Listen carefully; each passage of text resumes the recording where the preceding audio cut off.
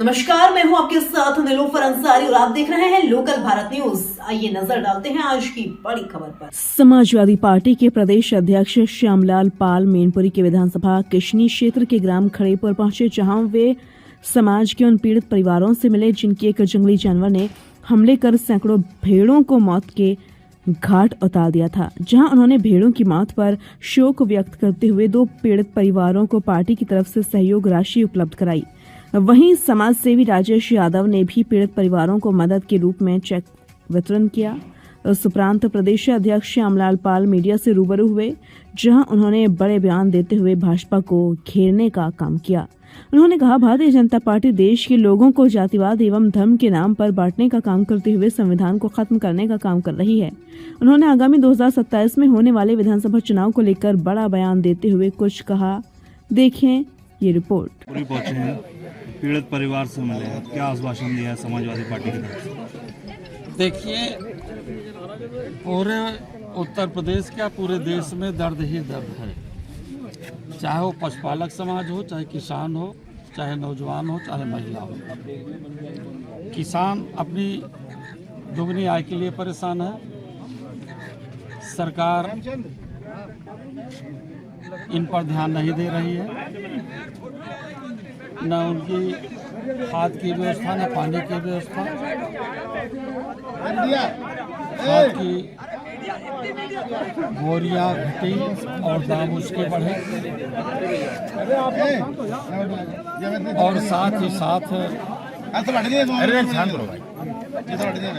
जो ये पीड़ित परिवार है, लोग गाय हमारी माता है, दूध देती है, पालन पोषण करती है,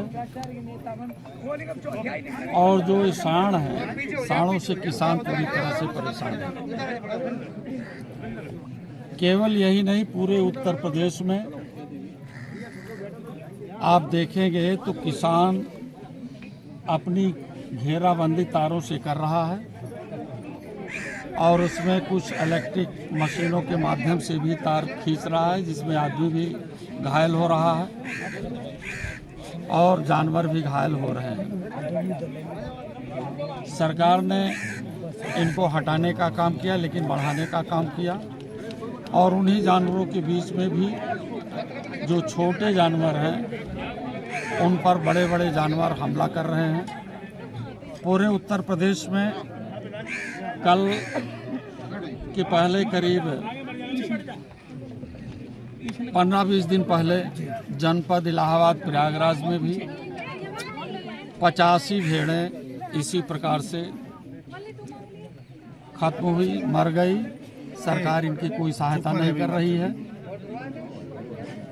हमने बुंदेलखंड के 2 जगहों पर इसी प्रकार से वारदात देखे, और ये मैनपुरी में भी इसके पहले भी घटना घटी।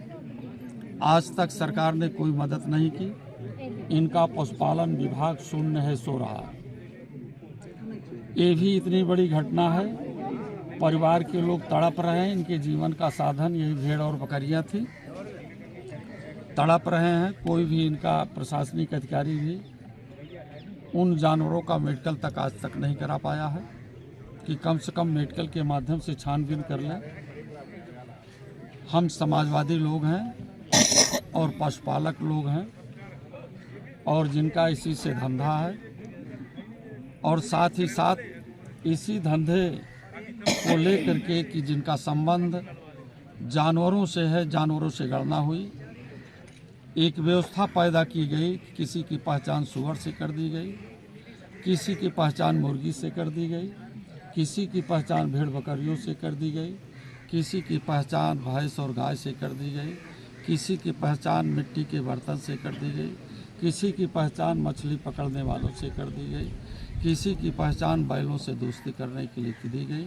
लेकिन बाबा साहब डॉक्टर अम्बेडकर ने ऐसे मिडिल मध्यम वर्गीय समाज, ओबीसी, एससी के लिए और महिलाओं को आगे बढ़ने के लिए भारत का संविधान दिया।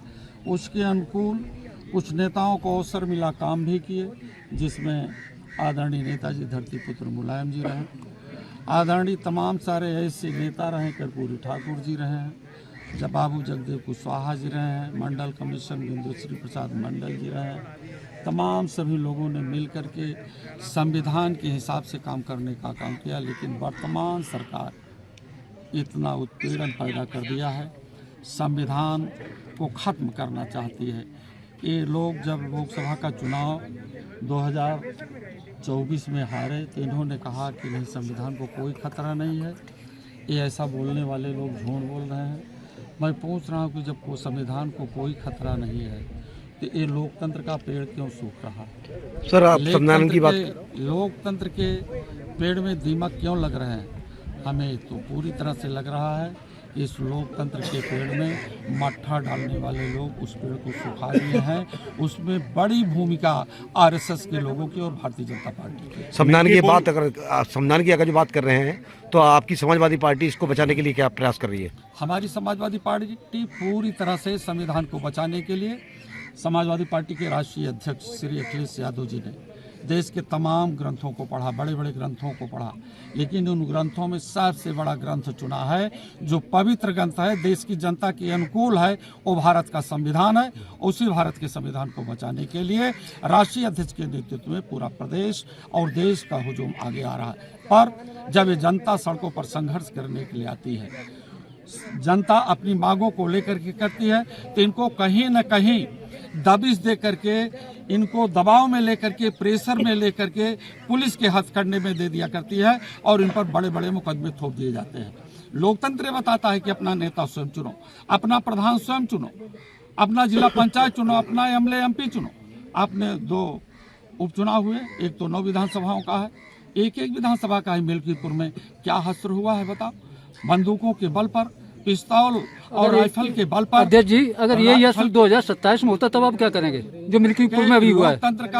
लोकतंत्र की हत्या हो रही है, लोकतंत्र का गला काटा जा रहा है।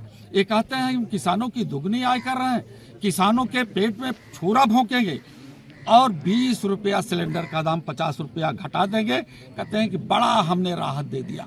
आप बताओ, छुरा भोंकने वालों से थोड़ी सी खींच लिया, दर्द तो और बढ़ा दिया ना। हम करेंगे, इनके बूते देश नहीं चलेगा। ये देश चलेगा तो बाबा साहब डॉक्टर अंबेडकर के बूते चलेगा, संविधान के बूते चलेगा, लोकतंत्र के बूते चलेगा।